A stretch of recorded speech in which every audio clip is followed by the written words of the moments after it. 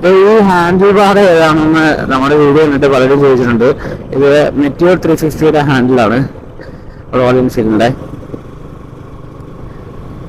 Direct fit ആണെന്ന് വെച്ചാൽ direct ഫിറ്റാ. നമ്മളിവിടെ ഹാൻഡിൽ ബാർ ഇഷ്ടോ കാര്യങ്ങളൊന്നും ഇതിനകത്ത് വെച്ചിട്ടില്ല, ഡയറക്റ്റ് ഫിറ്റായിരുന്നു സാധനം. പക്ഷെ ഈ ഒരു സാധനം നമ്മുടെ രണ്ട് സൈഡിലത്തെയും ക്യൂബ്സ് ഉണ്ടല്ലോ, ടി സ്വിച്ചിന്റെ ക്യൂബ്സും അത് ഫിറ്റ് ചെയ്യണമെന്നുണ്ടെങ്കിൽ അവിടെ ഒരു ഹോൾ ഇടണം. ഞാൻ പക്ഷേ ഹോളൊന്നും ഇട്ടിട്ടില്ല, ജസ്റ്റ് കഴിച്ച് തിരിച്ച് നല്ലപോലെ തിരിച്ചു കഴിഞ്ഞാൽ തിരിയും. അങ്ങനെ ബലം കൊടുത്താലേ തിരിയുള്ളൂ, അല്ലാതെ തിരിയില്ല.